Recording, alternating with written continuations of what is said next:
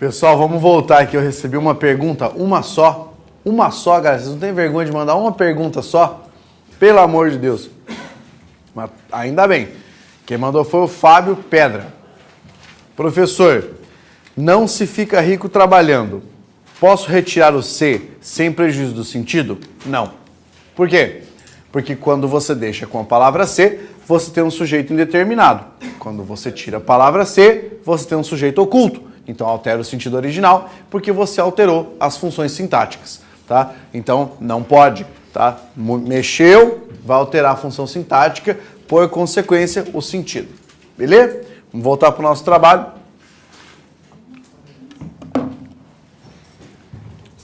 Começando aqui com o próximo tipo de sujeito. Aliás, dentro do mesmo, né, que a gente está falando de sujeito inexistente. Eu passei para vocês o primeiro tipo de sujeito inexistente, que era aquele com verbo que denota fenômeno natural. Coloca aí o tipo B. Agora, ó, tipo B, tipo C é o básico do português. É o básico do básico. Isso aqui você é obrigado a saber. Qual é o caso? O verbo haver, quando for empregado no sentido de existir, ocorrer ou acontecer. De novo, haver empregado no sentido de existir, ocorrer ou acontecer. O que vai rolar? Nesse caso, o verbo não tem sujeito. E aí você já anota no seu material, numa nota de rodapé aí, que esse verbo deverá ficar no singular, tá? Deverá ficar no singular. Vamos pegar alguns exemplos aqui para você entender. Primeiro exemplo. Haverá buscas na região do acidente. Vocês viram quem morreu ontem? Ferreira Goulart. Ficaram sabendo? Se vocês não ficaram sabendo, então Ferreira Goulart morreu ontem. Um dos maiores poetas do Brasil de todos os tempos, um dos poucos a receber o prêmio Camões da literatura, que é a maior honraria que alguém pode receber dentro da literatura escrita em língua portuguesa. Então, era um baita escritor. Baita escritor. E uma coisa muito estranha que aconteceu, uma estranha coincidência, é que na segunda-feira da semana passada, no meu canal do YouTube, eu declamei um poema do Ferreira Goulart, que se chama Notícia da Morte de Adalberto da Silva. Na segunda-feira, era um poema que falava a respeito de morte e de como era importante aproveitar a vida e você, de fato, conseguir viver. Eu declamei esse poema na segunda. Na terça-feira teve a notícia que era do avião da Chapecoense. No domingo morreu Ferreira Goulart. E o poema era do Ferreira Goulart. Cara, que coisa muito louca isso. Mas é uma pena. Para quem nunca viu esse cara, nesse vídeo, inclusive, eu falo sobre um livro do Ferreira Goulart, que é o que mais cai em prova de concurso público. Chama-se Dentro da Noite Veloz. Tá? Dentro da Noite Veloz. Um livro bastante interessante, vários poemas simples de entender e que aparecem em várias provas. O CESP já colocou pelo menos uns 6 ou 7 poemas daquele livro nas suas provas. Olha só, nessa frase, haverá buscas na região do acidente. Nós temos aqui o verbo haver. Por que ele está no singular? Ele está no singular porque aquele é um verbo impessoal, tá? E eu pergunto para você, em que sentido ele foi empregado? As pessoas tendem a achar que todo sentido é sentido de existir. É no sentido de ocorrer, tá? Sentido de ocorrer. Então aqui, o verbo está empregado no singular, porque isso é regra também. Quando esse verbo aqui for impessoal, ele ficará no singular. Você precisa lembrar que ele não tem sujeito, trata-se de uma oração sem sujeito ou sujeito inexistente, e que a função sintática da palavra buscas, nessa frase aqui, é a função de objeto direto, tá? Mas está lembrado, aqui o sujeito não existe e o verbo está no singular. A banca pede para você reescrever a sentença, substituindo o verbo haver pelo verbo ocorrer. Como é que fica a frase?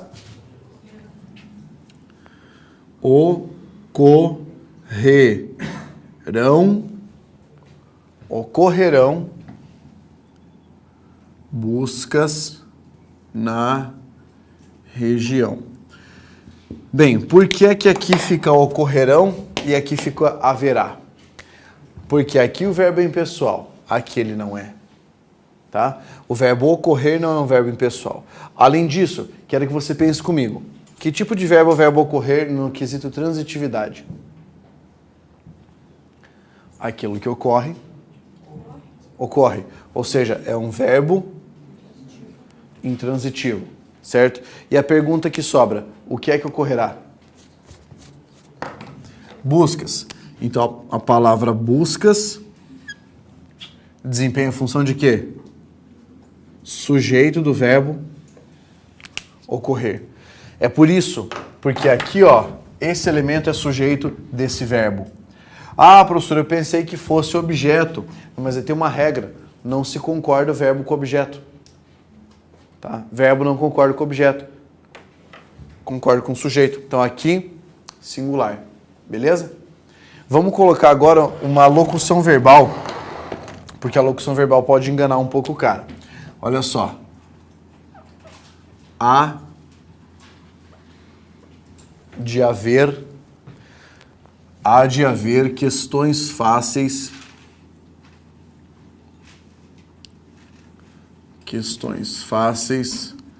de gramática.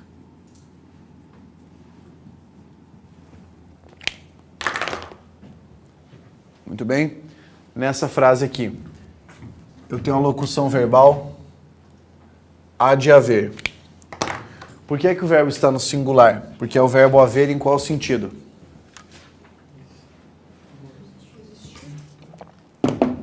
Aqui o sentido é o sentido de existir. Então, como este verbo aqui está no sentido de existir, você tem aqui o verbo principal. Esse aqui fica no singular, porque este verbo que está aqui, verbo haver, é um verbo chamado de verbo auxiliar. Correto? Essa é a ideia. Qual é a função da palavra questões? Ou melhor, qual a função de questões fáceis de gramática? Igual aqui, né? Era objeto direto, lá também é objeto direto. Agora, troca a sentença, tira daqui o verbo haver e coloca o verbo existir. Como é que vai ficar essa frase? Ficará assim. Hão de existir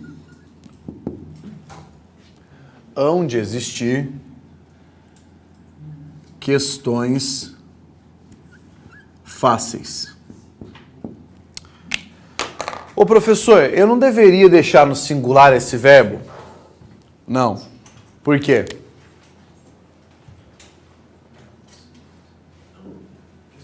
Porque isso aqui é uma locução verbal e esse aqui é o auxiliar. O verbo auxiliar, lembra, ele é um pau mandado. Quem é que está mandando na parada aqui? É o verbo principal. O verbo principal é o verbo existir. E o verbo existir tem plural? Ele tem sujeito?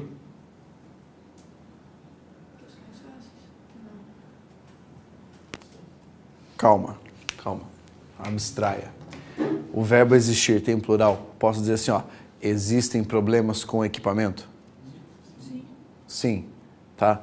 Então quer dizer que o verbo existir tem plural, porque ele não é um verbo impessoal. Impessoal era o verbo haver. Então esse aqui está modificando por causa desse. Se você fizer uma análise, esse aqui é o verbo principal, esse aqui é o verbo auxiliar. Se você tiver um verbo principal variável, aqui ó, lembre-se de que o existir também é um verbo intransitivo. Aquilo que existe, existe. Então a função sintática do termo questões fáceis, na realidade, é a função de sujeito do verbo existir. Por isso que ele está no plural. Então se a banca disser aqui, ó, o verbo haver foi flexionado para concordar com a palavra questões. Certo ou errado? O verbo haver foi flexionado para concordar com a palavra questões. Certo. Se eu disser aqui, ó, o verbo haver deveria ser flexionado para concordar com questões. Errado. Tá? Esse não está flexionando por causa desse. Esse está flexionando por causa desse. É o caso da locução verbal. Mas aqui, o que é que você tem? Sujeito inexistente. Qual é o tipo do sujeito aqui embaixo? Simples, que no caso é a forma questões fáceis. Beleza? Está muito difícil? Está difícil? Porque essa é uma coisa bem importante para o CESP. Essas trocas que eu estou fazendo aqui, ó, sempre aparecem em prova. Tá? Sempre tem uma troca dessa. Então já fica de olho. Se a banca pedir para trocar haver por existir, a primeira coisa que você vai fazer é olhar a concordância. É olhar o elemento que está aqui na frente, para ver se vai ter que concordar. Tá? Beleza. Então essa era uma das regras importantes. Vou passar a segunda agora. Se você tiver, na frase que você estiver analisando, o verbo haver também, né? O verbo fazer ou o verbo ir. Se você tiver qualquer um desses aqui, haver, fazer ou ir, empregados no sentido de tempo transcorrido. Ou seja, tempo que já passou.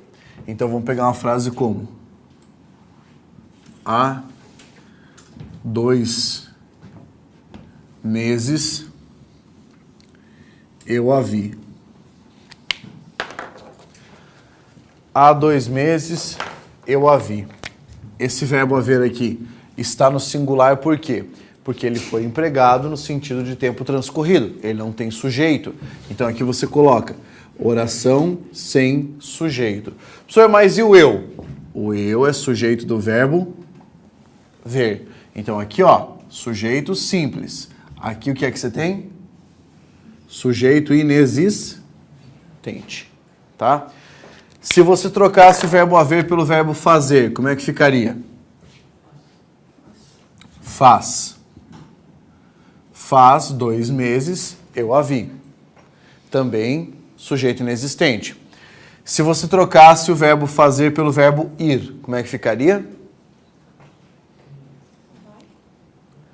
Vai 2 meses eu a vi. Tá? Tem que ficar no singular, não esqueça isso. Tá? Fica no singular. Sujeito aqui é inexistente. Nessas 3 formas.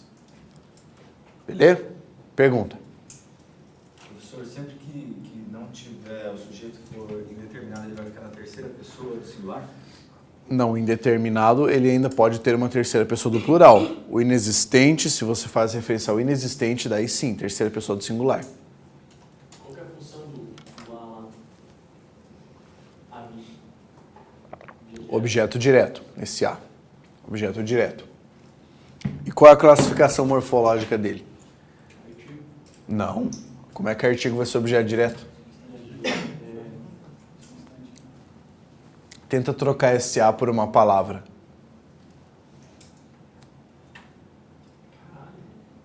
Caralho não dá. Se você aqui...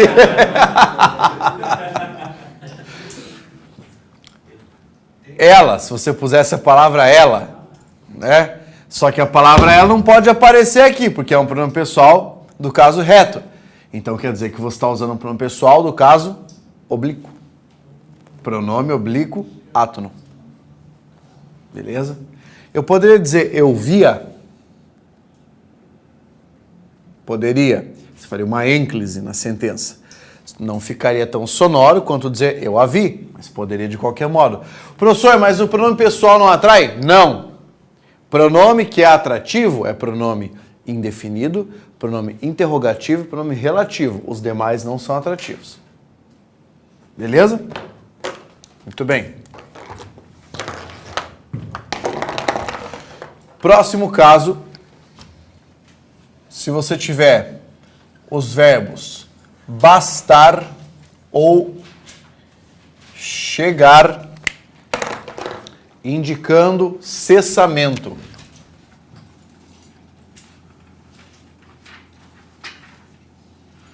Como assim, professor, cessamento? Que é para parar com alguma coisa. Tá? Vou pegar o exemplo aqui, ó. Basta de enganações. Olha para essa frase aqui, ó. Basta de enganações. Você tem um verbo aqui, é o verbo bastar, ele está conjugado, tá? Agora, veja, qual é o sujeito dessa oração? Não há? Isso aqui é uma oração sem sujeito. Se fosse o verbo chegar, chega disso, mesma coisa. Tá? Mesma coisa. Você tem ali o verbo indicando cessamento, vai ficar no singular e você também tem a ideia de oração sem sujeito. Diga. Quando fala chega disso, não seria chega de alguma coisa? Eu fui desempregado em alguma situação onde chega disso, igual foi no caso anterior que você citou.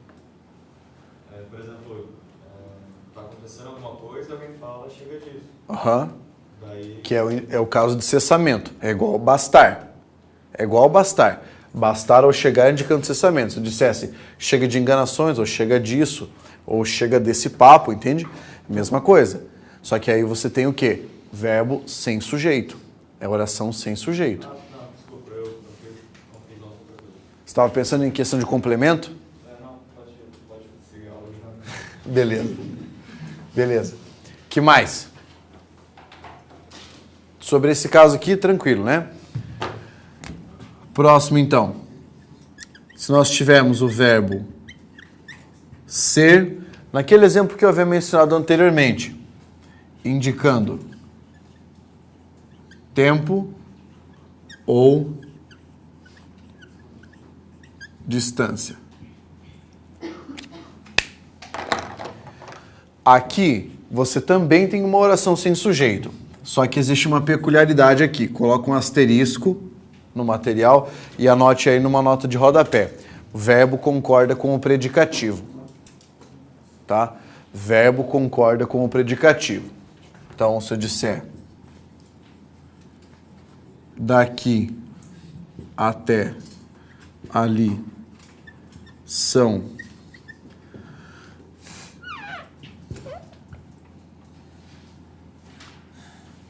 30 metros.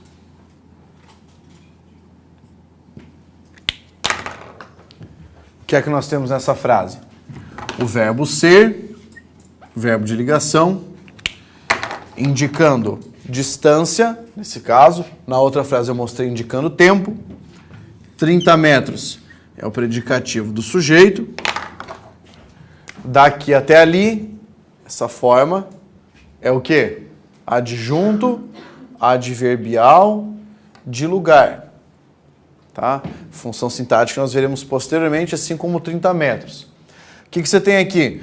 Uma oração sem sujeito, porque eu não tenho sujeito nessa sentença. Nem preciso de sujeito. Então, o que acontece nesse caso é que o verbo vai se guiar pelo predicativo. É o predicativo que vai orientar a flexão do verbo. Se a banca disser para você que o verbo está no plural para concordar com a palavra 30, tá certo ou tá errado?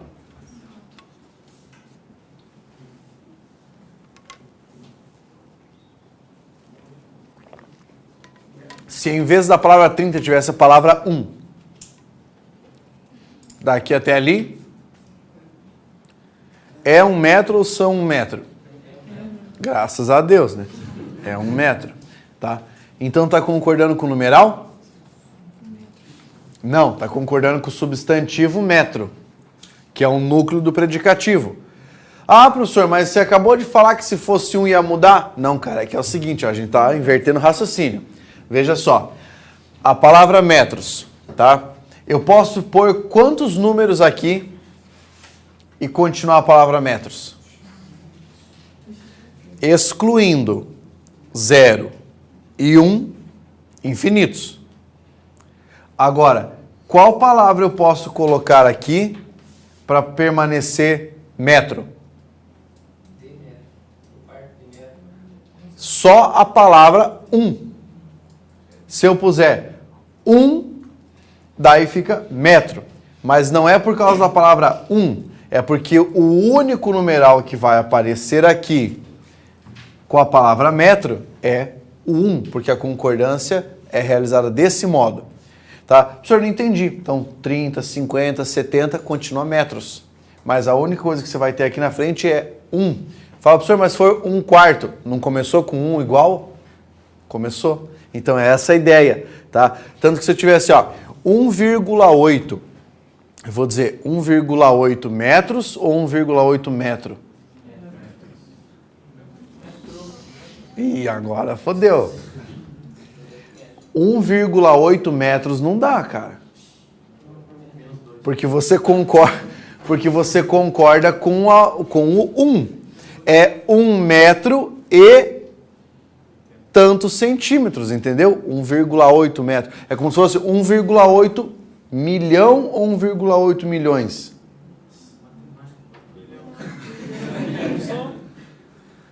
É 1 milhão só. O que está nas casas decimais e abaixo, 800 mil. Então eu digo 1 milhão e 800 mil, ou por aproximação, 1,8 milhão. Meu Deus, matemática na aula? Não, cara, isso aí está lá no Manual de Redação da Presidência da República. Regra para grafia de numerais. Tá? Regra para grafia de numerais. 0,8 metro. Porque você não chegou a 1 metro sequer. Mas se for 0,0, Daí você não escreve nada. Se for 0,0 metro. 0 metro. Tá? Essa regra aí serve pra data, cara? Como assim? Data. Tipo, hoje é... Hoje é 5 de dezembro. Não, aí não dá. Hoje são 5 de dezembro. Tá. Hoje são. Por quê? Porque a forma é assim, ó. Hoje são 5 dias passados de dezembro.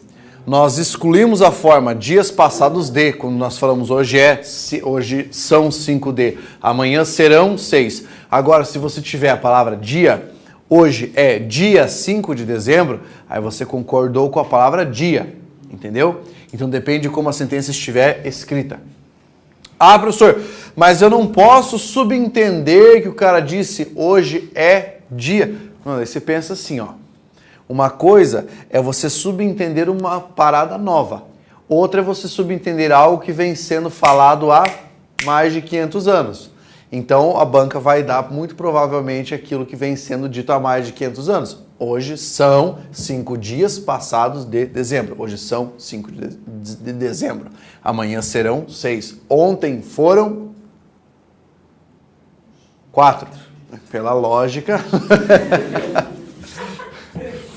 Beleza? Muito bem. Pergunta sobre esse caso aqui? Não? Esses dias eu pedi para uma pessoa fazer análise sintática disso aqui, ó.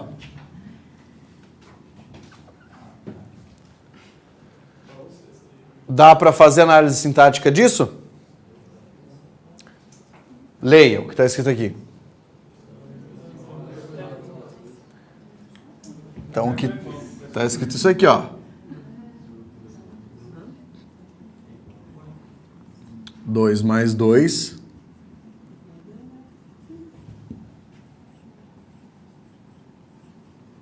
É isso que está escrito. Agora, faça análise sintática. Qual é o verbo dessa frase? É o verbo ser. Verbo de ligação. Qual é o sujeito? 2 mais 2. Professor, mas aqui não tem um substantivo. Concordo. Também não tem um pronome. De fato. Ah, mas tem 2 numerais, seu sujeito composto. Não. O verbo não está no singular? Isso é uma expressão substantivada. Tá? Expressão substantivada. Isso aqui é um sujeito simples. Verbo de ligação, o que é que vem depois do verbo de ligação? Um predicativo do sujeito. Dentro desse predicativo do sujeito, nós temos a palavra igual, que é um adjetivo, certo? Se eu fizesse assim, 2 mais 2 é igual. Você não ia mandar na hora, igual a quê? Então quer dizer que esse A4 é um complemento nominal. É o complemento nominal da palavra igual. Entendeu? Dá para fazer análise sintática de uma expressão numérica. Assim.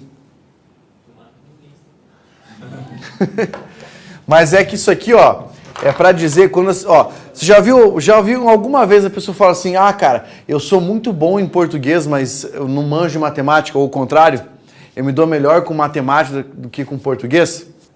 Então, eu estou mostrando para vocês agora que essas duas coisas na realidade são a mesma coisa.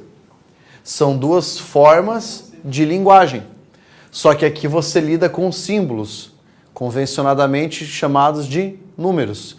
E aqui você lida com símbolos convencionalmente chamados de palavras. Qual é o grande problema? Ninguém consegue fazer com isso aqui o que faz com isso aqui. Esse 2 significa apenas 2. É uma coisa abstrata, não fala sobre nada. Tanto que eu posso falar 2 carros, 2 casas, 2 pessoas. Agora, quando você olha uma palavra assim, ó, você quer dar um sentido para ela. E é por isso que essa análise fica mais difícil do que essa. É aquilo que eu falei para vocês antes. Parem de querer dar um sentido para essa parada. Leiam isso como se vocês estivessem lendo isso. Dá para fazer? Dá.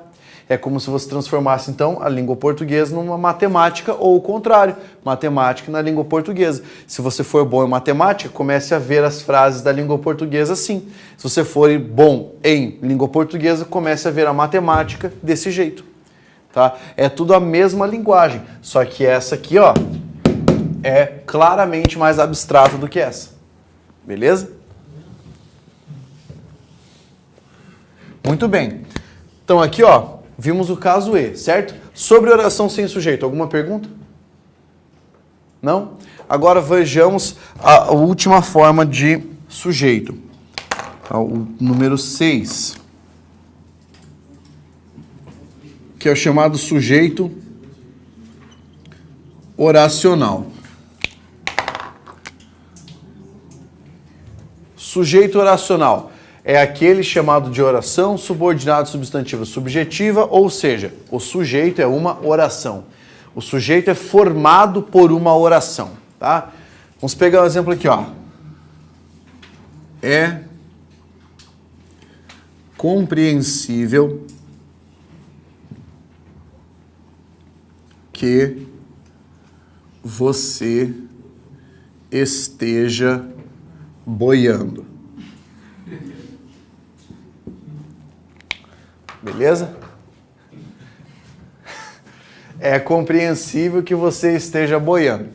Quantos verbos há nessa frase? Ou melhor, quantas porções verbais? Você tem o verbo ser aqui, esse verbo de ligação, e você tem o estar boiando, que é tipo de uma locução verbal aqui, tá? Então tá jóia. 2 porções verbais. Nessa frase, eu posso dizer que a palavra compreensível seja um adjetivo? Posso ou não posso? Compreensível não é um adjetivo? Professor, não sei. Então coloca ao lado de outra palavra. Coloca do lado, sabe, da palavra boi. Boi compreensível. A palavra compreensível não está incidindo sobre boi de uma maneira estranha, mas tá. Então, é um adjetivo? Sempre que você quiser saber se uma palavra é um adjetivo, coloca um substantivo do lado. Pode ser a palavra boi, tá? Já ajuda. Se incidir sobre o elemento, se modificá-lo, era um adjetivo. Olha só, nesse caso aqui, então a palavra compreensível é um adjetivo. Eu posso dizer que a palavra você, nessa frase aqui, ó, desempenhe função de sujeito da forma esteja boiando? Sim, né? Porque quem é que está boiando? Você. Muito bem, então aqui você tem o quê? Um sujeito simples. Tá? Eu posso dizer que a palavra que, nessa frase aqui, ó, a palavra que é uma conjunção subordinativa integrante que está introduzindo um termo que ajuda a completar o significado da palavra compreensível.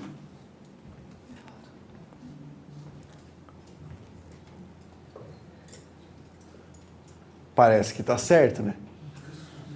Mas só parece, porque essa é a historinha que a banca conta para você. Ela chega e fala, é uma conjunção que introduz um elemento que completa o sentido do compreensível. Agora você tem que traduzir o que isso significa. O que a banca pergunta para você quando ela fala que o elemento A completa o elemento B? O que ela está te pedindo? Ela está te pedindo se o elemento é uma dessas três coisas. Objeto direto, objeto indireto ou complemento nominal. Tá? Vamos anotar isso que é importante. Escreva no seu material assim, ó. Observação. Observação. Quando a banca perguntar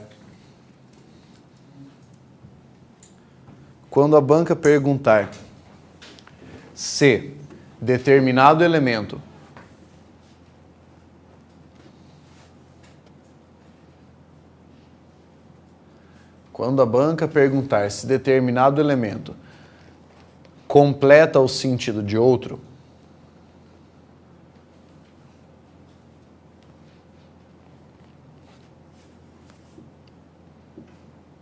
vírgula, significa que ela quer saber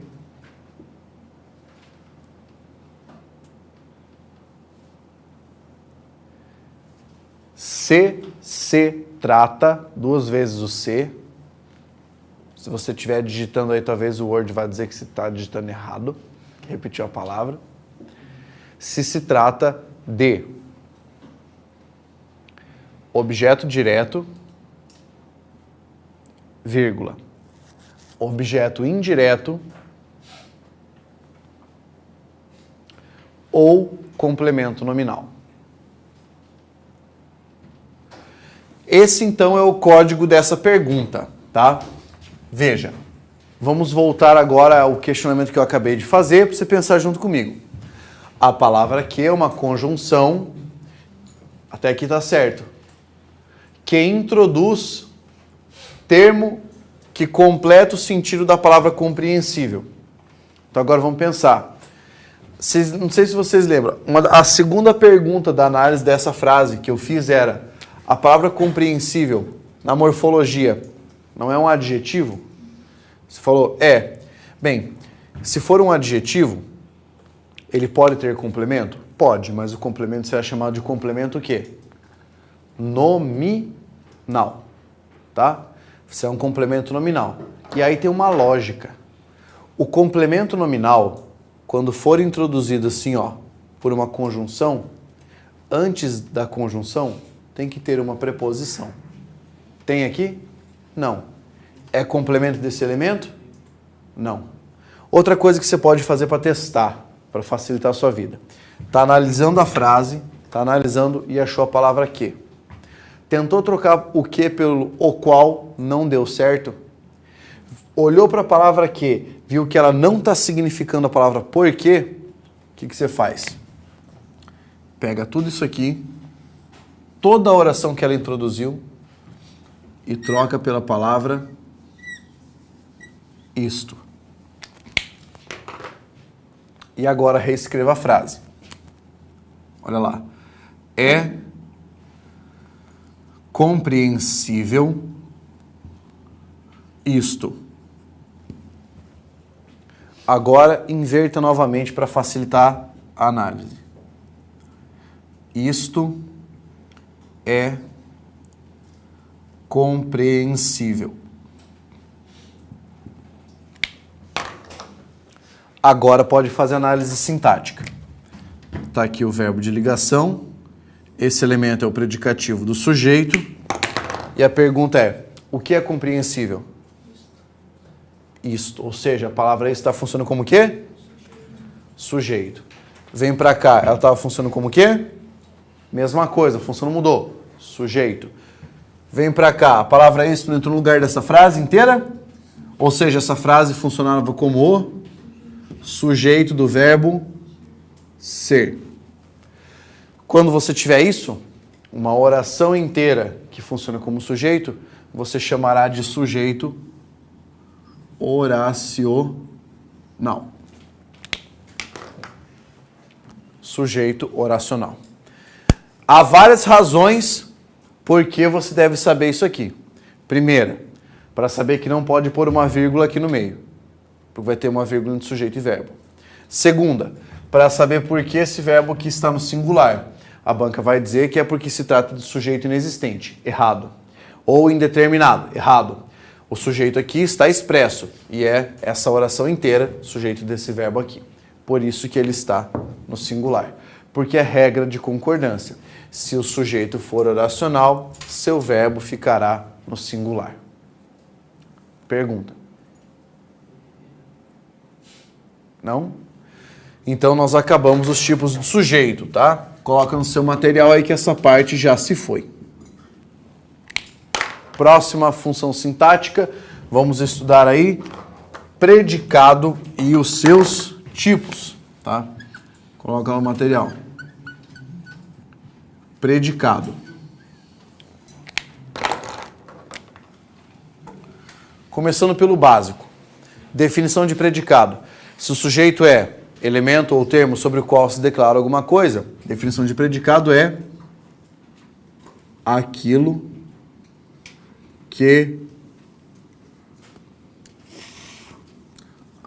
que se declara sobre o sujeito. Aquilo que se declara sobre o sujeito. Até aqui. Tá fácil, né? Definição tranquila. Existem 3 naturezas de predicado. Então, primeiro tipo de predicado, chamado de predicado nominal. Segundo tipo, predicado verbal. O terceiro é uma fusão dos dois e é chamado de predicado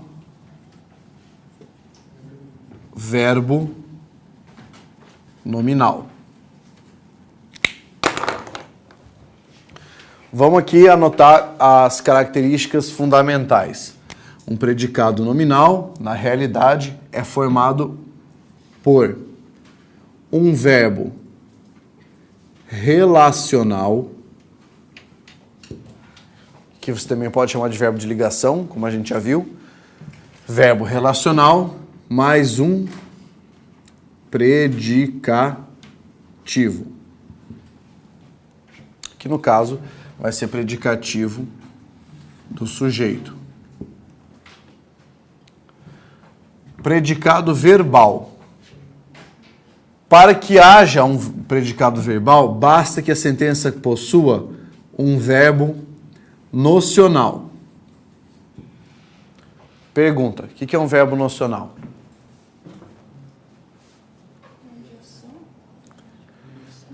O verbo que indica ação ou fenômeno natural. Tá?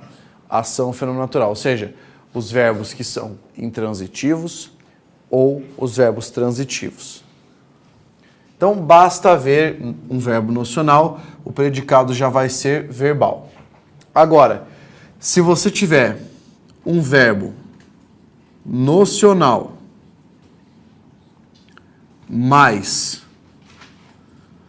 um predicativo do sujeito, você vai ter o que a gente chama de predicado verbo nominal. Porque é uma junção das duas coisas. Vai ter uma porção de significado mais uma porção de predicação. Tá? Uma porção predicativa. Vamos ver como é que isso se opera nos exemplos, tá? Então, primeiro exemplo, vou colocar aqui o exemplo de predicado nominal. Olha só. O aluno parece empolgado.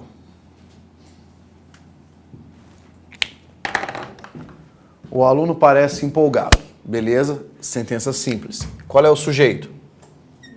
O aluno. Qual é o predicado? Parece empolgado. É o que sobrou. Tá? Então veja, o verbo que nós temos nessa frase é o verbo parecer. Você anota lá, ele é um verbo de ligação. A palavra empolgado nessa frase não está indicando uma característica? Está.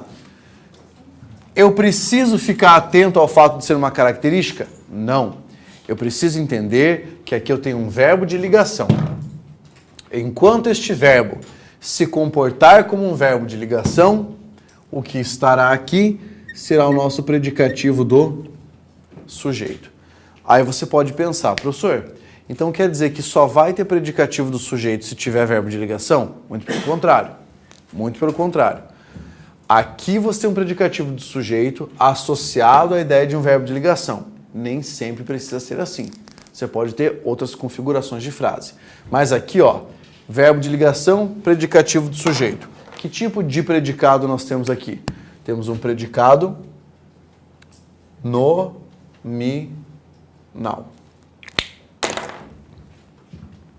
Predicado nominal. Professor, eu não entendo o que significa predicado nominal. Então vamos lá. Quando eu falo predicado nominal, predicado é a ação de predicar. Ou seja, você está usando um verbo para significar alguma coisa, certo?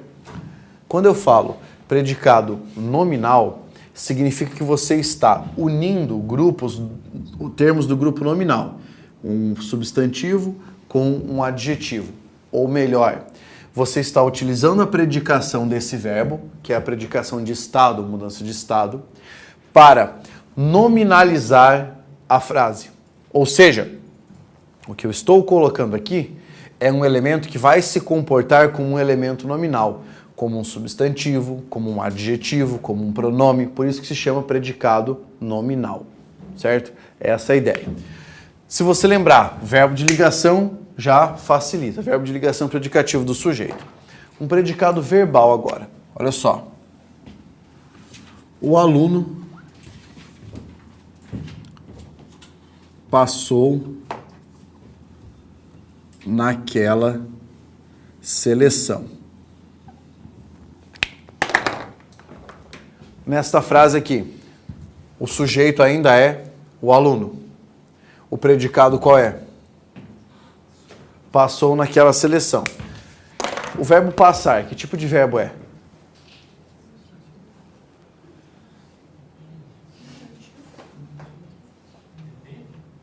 Depende, muito bem. Nessa frase ele é o quê? A gente já tem o contexto aí. Veja, passar. Se basta o significado do verbo passar. Não é foi aprovado? É, então é intransitivo. Tá? O verbo intransitivo. Você consegue olhar para esse verbo e entender que ele não é de ligação? Que ele não está indicando um estado, nenhuma mudança de estado? Se você conseguir identificar isso, você puxa uma flecha aqui e escreva verbo nocional. Tá? Verbo nocional. Nossa, mais um nome para memorizar? Esse foi o primeiro nome que eu passei para vocês antes de falar de transitividade lá na aula de verbos. Então, verbo nocional, ele dá uma ideia de ação ou fenômeno natural. Então, tá aqui. Se eu tenho um verbo nocional, nessa frase, você está vendo alguma predicação do sujeito? Está vendo alguma caracterização? Não. Você só tem o sujeito, um verbo intransitivo e um adjunto adverbial. Correto? Só isso que você tem. Agora, vamos pegar e classificar esse tipo de predicado. Eu não tenho aqui o verbo nocional somente. Então, qual é o tipo de predicado aqui? Predicado. Participação tá bonita hoje. Tá? Verbal. Tá? Porque você só tem um verbo nocional. Agora, se você tiver aqui, ó, o aluno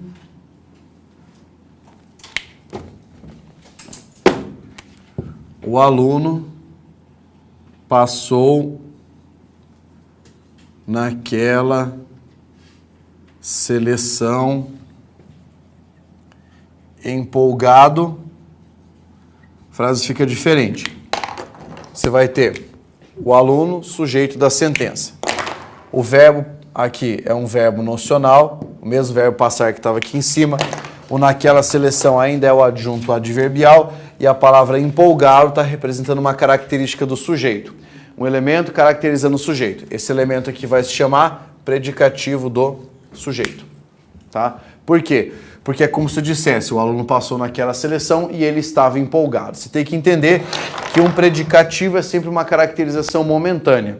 Ou seja, no momento da fala, aquela característica estava presente. Aquela predicação estava presente. Se fosse uma característica perene, seria um adjunto adnominal. Tá? Então, nessa frase aqui, ó, empolgado, predicativo do sujeito, o aluno que estava empolgado.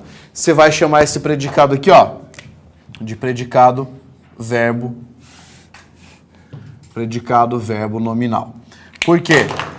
Porque a porção verbal desse predicado é o verbo passar, é o verbo nocional. A porção nominal é a característica que é expressa ali na sentença. Esse elemento, se adjunta esse predicativo do sujeito, pode vir aqui, pode vir intercalado aqui na sentença, entre vírgulas, pode vir deslocado aqui com uma vírgula. Se você deslocar o predicativo, você vai ter que colocar uma vírgula para mostrar que ele estava deslocado. Mas esses aqui são os tipos de predicado. Beleza? Pergunta. Você falou da característica momentânea do predicativo? Sim.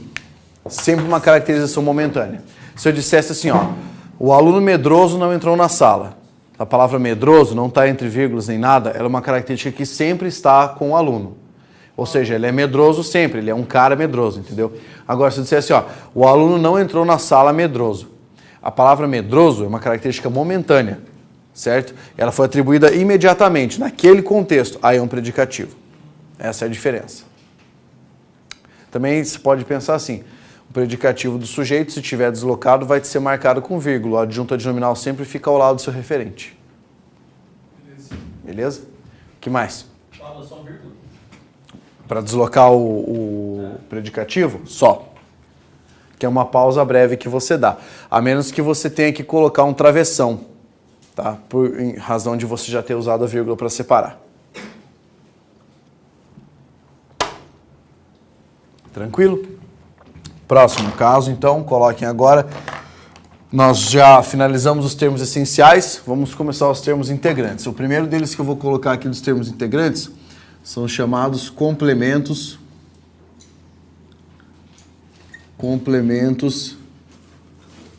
verbais.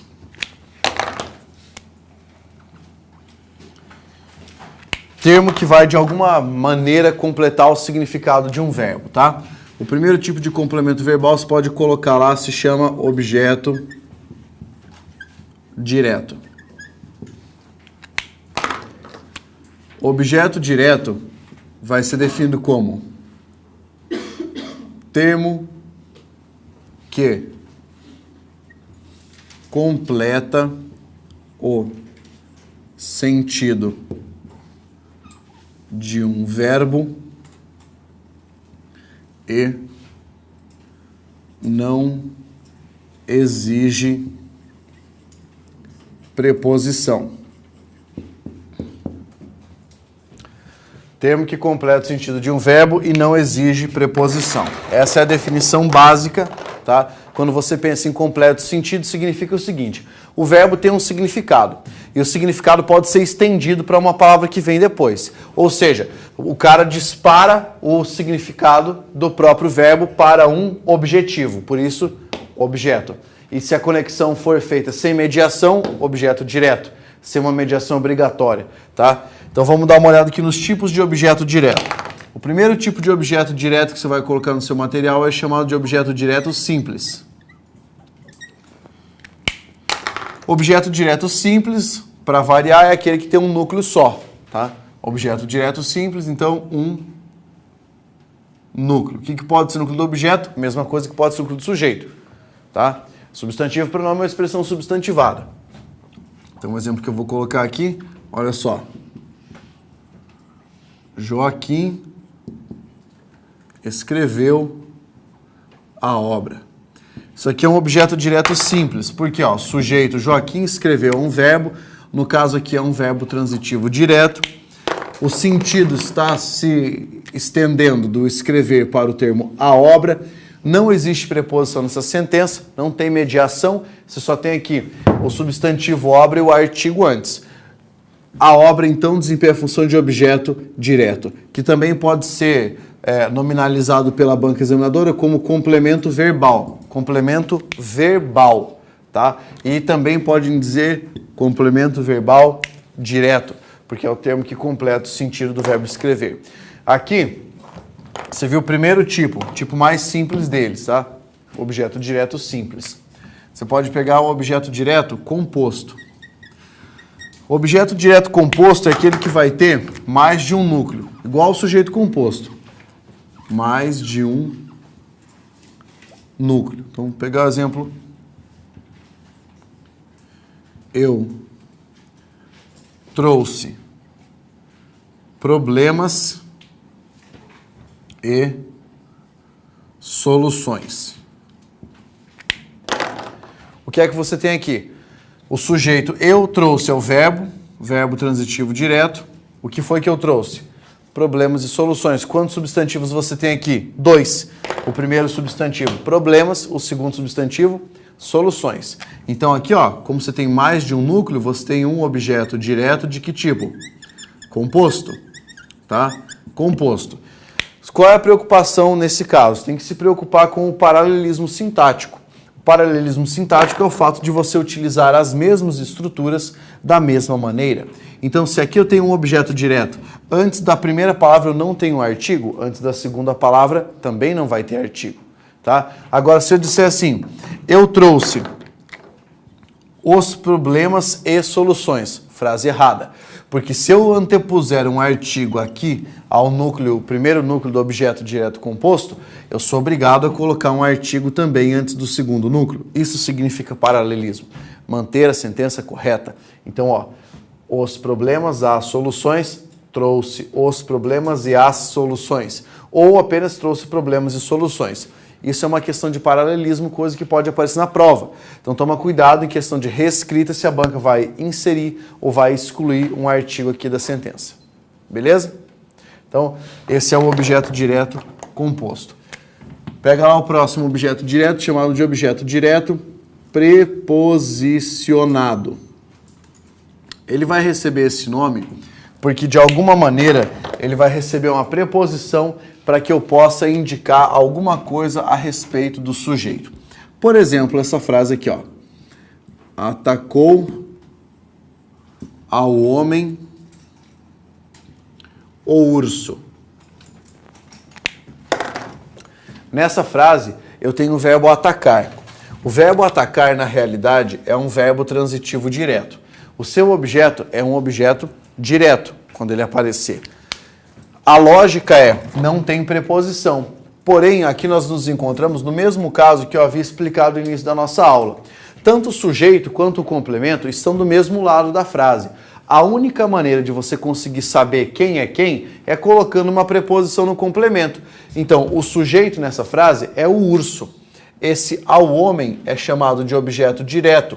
Por quê? Porque o verbo ainda é transitivo direto. Você não mudou, o verbo não passou a ser transitivo indireto. Essa preposição aqui, ó, não foi convidada pelo verbo. Ela foi colocada no complemento para poder esclarecer para você que ele é o complemento. Então o nome disso é objeto direto preposicionado. Tá? Objeto direto preposicionado. A preposição ali, ela é facultativa ou obrigatória? Ela é obrigatória. Por quê? Para você evitar ambiguidade. Como eu falei antes, ambiguidade é um vício de linguagem. Para você deixar a sentença correta, precisa fazer isso colocando a preposição. Se eu quisesse significar que foi o homem, sujeito, que atacou o urso, eu colocaria então, atacou o homem ao urso. Essa seria a diferença. Só deslocar a posição da preposição. Nada a ver com atacar, então. Não, nada a ver com atacar. Se tivesse a ver com o verbo, aí você mudaria a noção de transitividade. Seria um objeto indireto. Tá? Então tem a ver com a forma do verbo, tem a ver com a forma do complemento. Outro exemplo que eu posso citar aqui para esclarecer é o caso do verbo beber. Tá? Olha só. Bebeu o vinho, compare com bebeu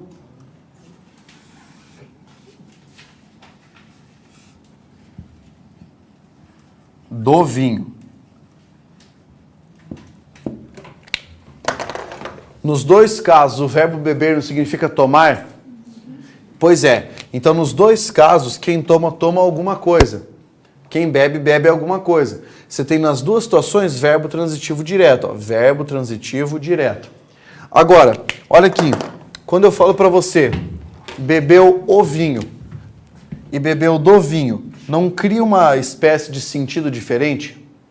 Mas o sentido diferente é para o beber ou para o vinho? Para o vinho. Porque quando eu falo bebeu o vinho, dá a ideia de que ele bebeu todo o vinho. Quando eu digo bebeu do vinho, que ele bebeu uma parte, uma porção.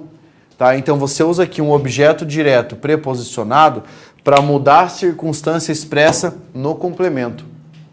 É por isso que eu sou terrivelmente contra aquelas pessoas que falam assim: não existe verbo transitivo direto nem verbo transitivo indireto. Existe um verbo que está transitivo direto, o verbo que está transitivo indireto. Porque na cabeça dessas pessoas, isso aqui, ó, poderia se transformar num verbo transitivo indireto, o que não pode ser um objeto direto preposicionado. Beleza? Tá. Preposicionado desse tipo aí. Vamos pegar o próximo. Objeto direto pleonástico. Pleonástico, você lembra de pleonasmo. Pleonasmo é uma repetição. Tá? Então, o objeto direto pleonástico é aquele que vai aparecer repetido numa sentença. Então, vou pegar o exemplo aqui, ó. A fábula, vírgula. Eu ali quando jovem. Nessa frase aqui, ó. A fábula eu ali quando jovem. O verbo é o verbo ler. O sujeito é a palavra eu. Aí quem lê alguma coisa. O que foi que eu li? A fábula. Anota o nome desse objeto aqui, ó. É o objeto direto topicalizado. Tá? Topicalizado. O que é que significa isso? Você deslocou o objeto direto e deu destaque para ele. Você colocou o objeto direto no topo da frase. O topo é o começo. Então ele ficou topicalizado. É isso que significa. Quando você tiver um objeto direto topicalizado, perceba o que vai acontecer. Tem uma vírgula aqui. Tá? Agora, o que foi que eu li? Não foi a fábula? Foi. Essa palavra A que está aqui no meio. Não está retomando a fábula? Desnecessariamente. É como se fosse um pleonasmo, como se fosse falar entrar para dentro, sair para fora, né? Goteiro no teto, hemorragia de sangue, é áudio de ligação, tá? Tudo isso que eu falei é uma espécie de pleonasmo. Então aqui eu tenho um objeto direto que está repetido na frase. Ele não precisava aparecer ali, então não precisa ser o objeto direto que? Pleonástico. Certo? Objeto direto pleonástico. Professor, Sim. se vier a questão, o objeto direto do verbo ler é a fábula. Tá certo ou errado? Tá certo. Não. Sintaticamente falando, é a fábula. Continua certo? Sim. Então. Sintaticamente falando, na realidade, os dois são objetos diretos. Entendi. Entendeu? Eu achei que ia ser o A daí. Se falasse que seria a fábula, seria errada a questão. Não. Os dois são objetos diretos. A diferença é que a banca pode te perguntar: o pronome a retoma a palavra fábula pleonasticamente, certo? O pronome a possui como referente o objeto direto a fábula, certo? Tá? Caiu numa prova do CESP essa frase aqui. Que Demócrito não risse, vírgula, eu o provo. Caiu essa frase aqui numa prova do CESP. A banca disse o seguinte: o objeto direto do verbo provar é a oração que Demócrito não risse, que é retomada pleonasticamente pelo pronome o. Questão certa. Tá? Porque, ó, sujeito, verbo, quem prova, prova alguma coisa. O que eu provo? Que Demócrito não risse.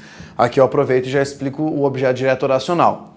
Essa palavra aqui, conjunção subordinativa integrante, introduz uma oração subordinada substantiva, que está funcionando como complemento do verbo provar. Tá? Quem prova, prova algo. Troca esse que Demócrito não risse pela palavra isto. Eu provo isto. É isso que ele quis dizer. Então aqui, ó, você tem um objeto direto oracional, que está sendo retomado pela palavra o, que nesse caso é um objeto direto que pleonástico, tá? Objeto direto pleonástico. Isso já caiu no CESP, desse jeito. Certo? Beleza. Esse era o objeto direto pleonástico. Vamos colocar aqui o próximo, que é o apagamento do objeto. Apagamento do objeto direto. O apagamento significa o quê? Você tinha um objeto numa sentença saliente como referência, aparece outra frase e ele está elíptico. Então é o objeto direto elíptico, também pode ser chamado assim. Tá? Olha só. Eu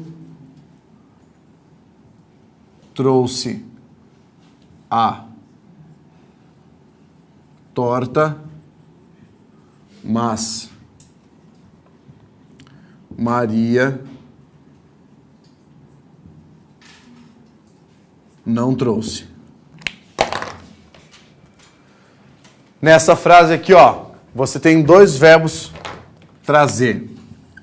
Trazer e trazer. Tem que ser o mesmo verbo? Não, não tem. Eu só estou tentando montar uma frase em que eu tenho um referente explícito, só para poder te explicar como é que isso aqui funciona. O que foi que eu trouxe? A torta.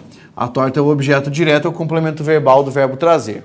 Tá? Quando eu digo assim, mas Maria não trouxe, eu posso subentender que ela não trouxe a torta? Se eu só tiver essa frase, eu posso subentender, porque é a única coisa que o material linguístico me autoriza a entender. Tá? Então, eu posso subentender que o objeto direto desse verbo trazer está escondido, que é o que a gente chama de objeto direto elíptico, ou objeto direto apagado, ou apagamento do objeto direto. Dá na mesma falar qualquer coisa desse tipo. Certo? Pode acontecer para você evitar de repetir o objeto direto numa frase. Beleza? Se eu inserisse o A antes do trouxe, veria um pleonástico? Não. Se você inserisse o A, seria o objeto direto simples, porque daí teria o pronome como núcleo. O que acontece? Você tem dois verbos aqui. Então, eu tenho que ter um objeto para esse e um objeto para esse. Se eu não encontrei, está elíptico. Se eu encontrei um A, é simples. Agora, olha para cá. Aqui é um pleonástico. Eu tenho um verbo só. E a regra é, para um verbo, você tem um objeto direto, ou um objeto indireto, ou um objeto direto e um indireto. Mas você nunca tem dois objetos da mesma natureza para o mesmo verbo. Se você tiver, você vai ter um objeto pleonástico. Beleza? Professor, eu acho que vai ser uma pergunta burra, mas lá vai. Nenhuma pergunta é burra. Às vezes essa oração dá para falar que ela é coordenada, mesmo não tendo o complemento do trouxe? Sem problema. Sem problema. Você tem dois verbos, não tem? Sim. Uma frase não depende da outra, correto? Certo. E você ainda tem uma conjunção coordenativa. Sem problema. As duas são chamadas orações coordenadas. Nesse caso, a primeira a sindética, no segundo, sindética adversativa. Mesmo que você não tenha o complemento aqui. Eu pensei que ia ser subordinado daí, porque não estava escrito complemento aí. Então, mas veja só. A única maneira de eu ter uma oração subordinada aqui é se a outra oração funcionasse como complemento da primeira. Entendeu?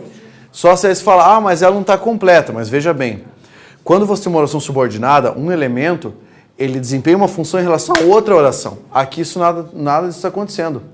E na realidade, o que nós temos aqui é uma, talvez, dependência semântica, né? Para você achar o complemento na saliência. Mas a dependência que tem que ter para a oração ser subordinada é sintática, não semântica. Beleza? Recebi uma pergunta aqui. Obrigado. Do Márcio Siminkoski. Professor, no período, um dia me disseram que as nuvens não eram de algodão. Sem querer, eles me deram as chaves que abrem essa prisão. Você tem dois períodos aí, não um só. A primeira oração, se analisada de forma isolada, possui sujeito indeterminada. Sim. Analisando as duas orações que formam o período, posso concluir que agora a primeira oração possui um sujeito oculto por causa referente a eles. Vamos ver. Um dia me disseram que as nuvens eram de algodão, sem querer eles me deram as chaves que abrem essa prisão. Ao que parece, sim. Tem que ver o texto todo, mas se isso for um trecho de poema, você tem razão. Porque daí você pegou um referente catafórico, não anafórico, ou seja, ele foi descoberto futuramente, na frente da sentença inicial. Preciso de uma dica de como dominar a aparição do pronome que nas frases, como conseguir saber diferenciá-lo. Se você puder trocar a palavra que por o qual, é um pronome relativo. Se você não puder trocar, vai ser uma conjunção, ou subordinativo integrante ou coordenativo explicativo. Aí você tem que lidar com o significado. Se você puder trocar por porquê, é uma conjunção coordenativa explicativa. Se você não puder trocar por porquê, é uma conjunção subordinativa integrante. Pronto, fácil, só isso. Pega e dê o play nessa dica várias vezes para você memorizar. Olha só, depois do apagamento do objeto direto, você coloca lá objeto direto oracional. Beleza? Objeto direto oracional quer dizer o quê? É um verbo que tem função de objeto direto da outra sentença, tá? Vamos pegar uma frase aqui para você analisar.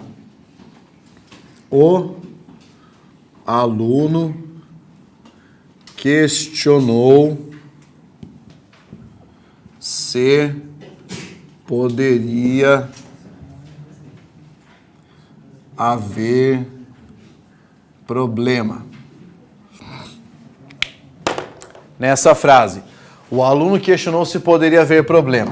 Então você tem o verbo questionar e tem a forma poderia haver, né? Que é uma locução verbal. Então aqui, ó, o aluno questionou, você coloca uma barra. Por quê? Porque nós encontramos a palavra se. Esta palavra se não pode ser trocada pela palavra caso, tá? Então, na realidade, ela é classificada como uma conjunção subordinativa integrante. Perfeito?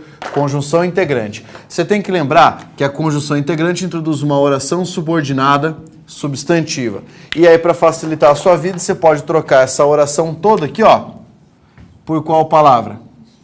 Isto. Aí vai ficar assim. O aluno questionou isto. O que foi que ele questionou? Se poderia haver problema. O fato é que aqui, ó, começa com uma conjunção, oração subordinada substantiva, porque é a conjunção integrante.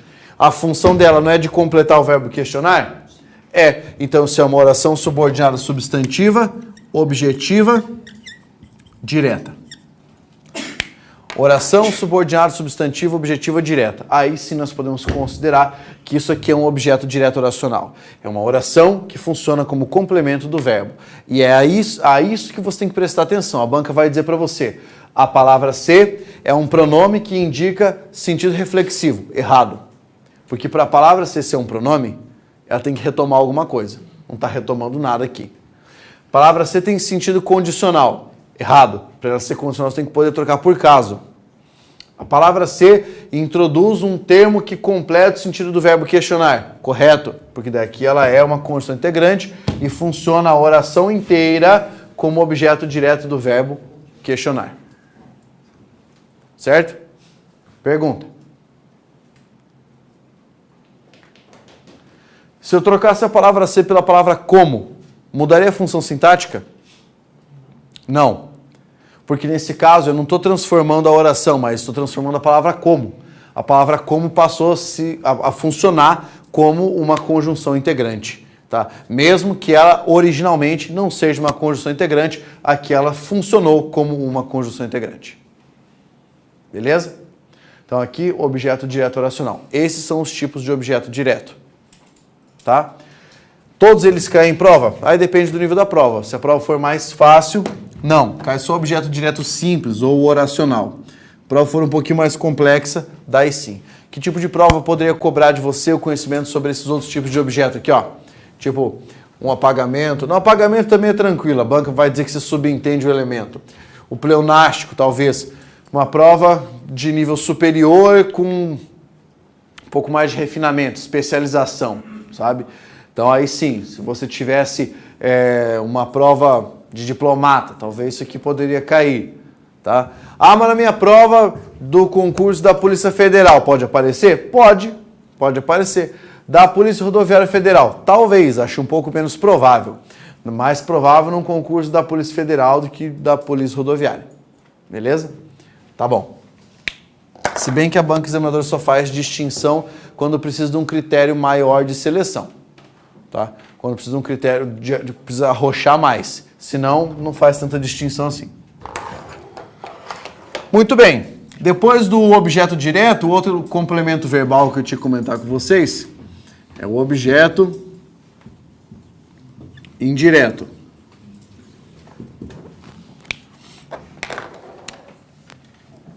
Objeto indireto, tá, é o termo que completa o sentido de um verbo e exige uma preposição. Termo que completa o sentido de um verbo. Professor, tem que ser verbo transitivo indireto? Não, tá? Ele pode ser um verbo bitransitivo, tá? Sentido de um verbo e necessita de preposição.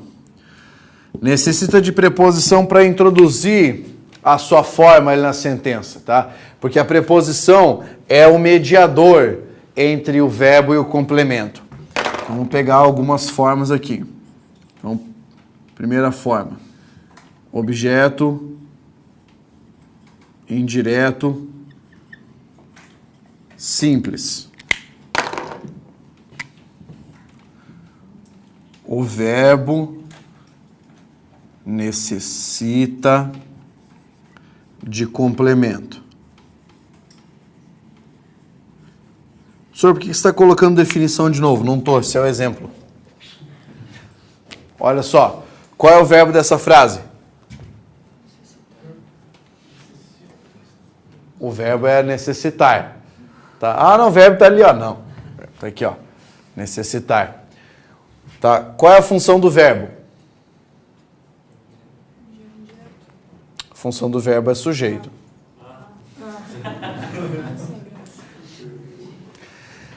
Que tipo de verbo você tem aqui? Verbo transitivo indireto. Tá? Qual é o complemento do verbo nessa frase? De complemento. Qual é a função sintática do termo de complemento? Complemento verbal, né? Ou objeto indireto nesse caso. É um complemento verbal indireto. É o complemento do verbo necessitar. Como você só tem um núcleo, é um objeto indireto simples. Tá? Objeto indireto simples. Você pode montar uma forma com um objeto indireto composto. Tá? Esse negócio de dividir simples e composto é uma coisa protocolar só. Todos os elementos nominais poderão ser simples ou compostos. Tá? Então, ó, só para cumprir tabela. Objeto indireto composto. Você vai ter mais de um núcleo na sentença. Pode pegar o mesmo caso ali, ó. O verbo necessita de complemento e esclarecimento. Nesse caso aqui tem uma coisa muito curiosa. A palavra necessitar é o nosso VTI. Aqui, ó, a partir da palavra de, começa o objeto indireto. Isso é um objeto indireto composto. Você tem dois núcleos. Você tem o núcleo complemento e você tem o núcleo esclarecimento. Aqui costumamos ter duas perguntas. A primeira pergunta é, se eu puser do complemento, eu vou ter que escrever do esclarecimento. Por quê? Paralelismo. Se eu puser um artigo aqui, aqui eu tenho que pôr outro artigo. Mas eu não posso esquecer que é importante repetir a preposição se você puser o artigo aqui do lado. Tá? Agora, professor, eu poderia escrever o verbo necessita de complemento e de esclarecimento? Sim. Poderia, porque quando você não tem o artigo, é opção sua deixar apenas uma preposição ou repetir a preposição. Qual é a diferença? Quando eu falo de complemento e esclarecimento, eu já tenho um elemento conectando o objeto indireto ao verbo. Se eu repetir a preposição, significa que eu, falante, quero demonstrar ostensivamente, ou seja, é uma intenção que eu tenho, mostrar que todos os elementos que estão vindo aqui são complementos, são formas complementares do mesmo verbo, tá? Então, você pode ou não colocar a preposição ali que não vai fazer diferença. Beleza? No segundo elemento. Só lembra, se você tiver um artigo, aí você é obrigado a colocar, tá? Aí você é obrigado a colocar o elemento. Fechou? Tá. Vamos pegar mais um caso aqui. Se você tiver... Opa, é o 3. Coloca lá, o objeto indireto oracional. Objeto indireto oracional, que é um objeto indireto com uma oração como núcleo, né? A forma nuclear é uma oração. Então, olha só. O filho bagunceiro precisa de que o pai lhe passe o chicote no lombo. Beleza? Nessa frase, quantos verbos você tem? Você tem o verbo precisar, que é um VTI, e você tem o verbo passar, tá? O verbo passar aqui é o mesmo verbo no sentido de ser aprovado? Claro que não. Esse verbo passar está num sentido de gíria, significando o quê? Bater. Bater. Muito bem. Então, o chicote aqui na realidade vai ser o objeto direto do verbo passar, que é um VTD. Mas tudo bem. O que eu quero saber, qual é o sujeito do verbo precisar? O filho bagunceiro. Sujeito. O verbo transitivo indireto. Do que ele precisa? Começa aqui, ó. De que o pai lhe passe o chicote no lombo. Então você tem aqui, ó, preposição condicionada pelo verbo transitivo indireto, conjunção subordinativa integrante, certo? Ou seja, automaticamente já tem uma oração subordinada substantiva. E essa oração completa o sentido do verbo precisar. Se o complemento do sentido dele é um objeto indireto, o nome disso é oração subordinada substantiva objetiva indireta. É isso que você tem que saber, tá? Ou seja, o de que o pai lhe passe o chicote no lombo é o que a gente chama de objeto indireto oracional. Objeto indireto oracional. Uma oração inteira que funciona como objeto indireto. Professor, eu preciso da preposição ali? Sim. Tá? Muito embora na gramática contemporânea, né, no falar contemporâneo, as pessoas eliminem essa preposição. Precisa que. Já deve ter ouvido alguém falando assim. Tá? Ou mesmo ter lido um texto dessa natureza. Perguntas sobre isso? Não? Então vamos encerrar mesmo hoje nos complementos verbais. Na próxima aula a gente começa do complemento nominal, certo? Vamos em paz e que a gramática nos acompanhe até a nossa próxima aula.